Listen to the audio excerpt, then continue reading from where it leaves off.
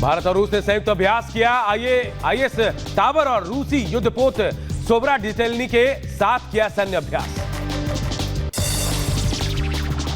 America में कमला Harris राष्ट्रपति उम्मीदवार बनी। डेमोक्रेटिक पार्टी ने आधिकारिक तौर पर ऐलान किया। भारतीय मूल की अमेरिकी नागरिक है कमला हैरिस। हमास चीफ हानिया की हत्या के बाद मिडिल ईस्ट में टेंशन। ईरान ने इजराइल के खिलाफ किया जंग का ऐलान। चीन, पाकिस्तान, फ्रांस समेत कई देशों में बाढ़ बारिश से बुरा हाल। चीन के चिजियांग शहर में सैलाब में डूबी कार।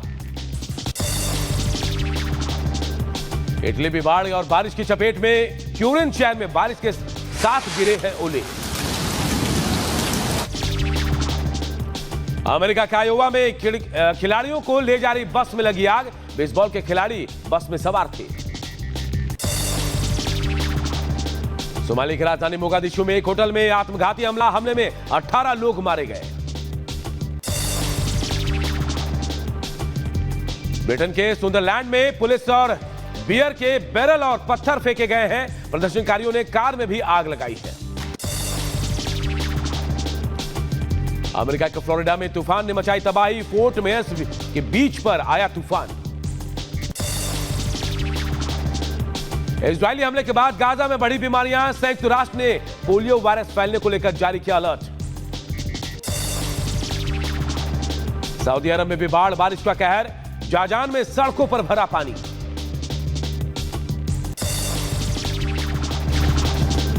लेकिन पहले जरा इस पोस्ट को देख लीजिए, उसके बाद संजय राउत का ये बयान भी सुन लीजिए। राहुल गांधी ने कहा है, राहुल गांधी जी ने जो भी सरकार के खिलाफ आज जोर शोर से अपना आवाज बुलंद कर रहे हैं लोकतंत्र बचाने के लिए, उनके सबके खिलाफ एक साजिश रची जा रही है। और ये साजिश यहाँ नहीं विदेश की भूमि पर रची जा रही है। ये मैं आपको बता रहा हूँ। कुछ भी हो सकता है, हमले भी हो सकते हैं हमारे सबके ऊपर, राहुल जी के ऊपर। तो वही राहुल के इस बयान के बाद बीजेपी भी हमलावर हो गई। सोशल मीडिया पर इस बयान के समर्थन और विरोध वाले पोस्ट की बाढ़ आ गई। इस बीच बीजेपी राहुल के बयान को लेकर जबरदस्त हमला कर रही है। बीजेपी ने राहुल के इस बयान को खारिज करते हुए कहा है कि कांग्रेस भ्रम फैला रही है। बीजेपी सांसद त्रिवेंद्र सिंह रावत ने कहा कि आखिर राहुल को डर किस बात का है? क्या चोर की दाढ़ी में तिनका है? बोलते हैं ना कि चोर की दाढ़ी में तिनका, तो वही भय उनको सता रहा है। और ईडी अपना काम करती है, लेकिन आखिर वो भयभीत क्यों है? भाई ईडी मारेगी, उसमें डर किस बात का है? अगर कुछ मिलेगा तो ठीक है, नहीं मिलेगा तो खाली हाथ वापस जाएगी। तो वही मेरठ से सांसद अरुण गोविल ने राहुल गांधी के इस बयान की सत्यता पर सवाल खड़े करते हुए पूछा है कि राहुल को इसकी सूचना आखिर कहां से आई है?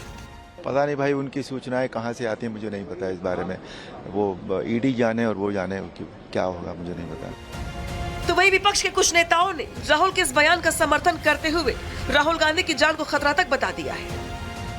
आज तक जो भी आवाज उठाया है के ऊपर ईडी, इनकम टैक्स, सीबीआई के छापे मारे गए। कई तो समर्पण कर चुके बीजेपी में, जो समर्पण नहीं कर पाए हैं वो परेशानियों से गुजर रहे हैं, कुछ तो जेल में भी हैं। तो राहुल जी इस समय देश के सबसे बड़े नेता हैं। ऐसी परिस्थिति में राहुल जी को ईडी से परेशान कर सकते हैं, और उससे भी बड़ा खतरा है कि राहुल जी को शारीरिक रूप से भी क्षति पहुंचाई जा सकती है। अब सवाल ये है कि आखिर ऐसे पोस्ट के पीछे की वजह क्या है? आखिर आधी रात में राहुल ने ईडी पर ट्वीट क्यों किया? क्या राहुल को गिरफ्तारी का डर सता रहा है? ईडी में राहुल गांधी का मुखबिर आखिर कौन है? किस अंदरूनी सूत्रों ने गिरफ्तारी की बात बताई है? राहुल क्या सूत्र के जरिए मनगढ़ंत कहानी बना रहे हैं?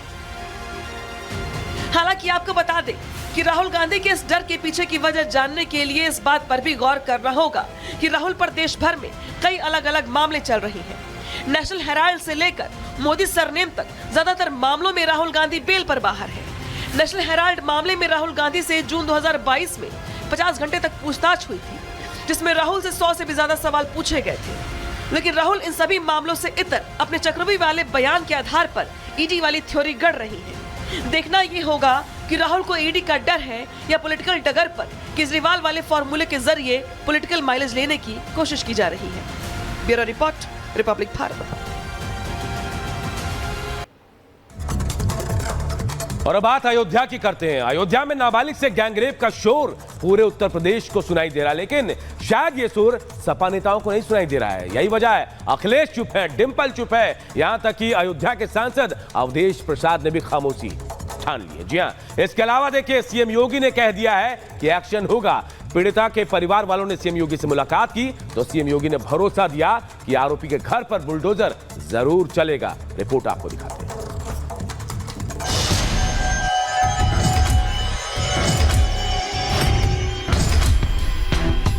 आपके सांसद के साथ बैठ रहा है, खा रहा है, उनके साथ चल रहा है। इस प्रकार के अपराधियों को आप कहते हैं साहब गोली मार रहे हैं, क्या माला पहनाएंगे क्या?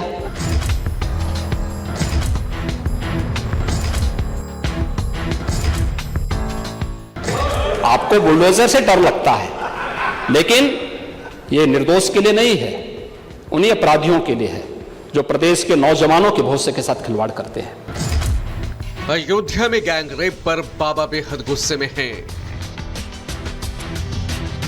समाजवादी पार्टी के आरोपी नेता की गिरफ्तारी हो चुकी है और अब बुलडोजर गरजने वाला है, क्योंकि सीएम योगी ने अयोध्या के सपा सांसद के रेपिस्ट यार पर बुलडोजर का ऑर्डर दे दिया है।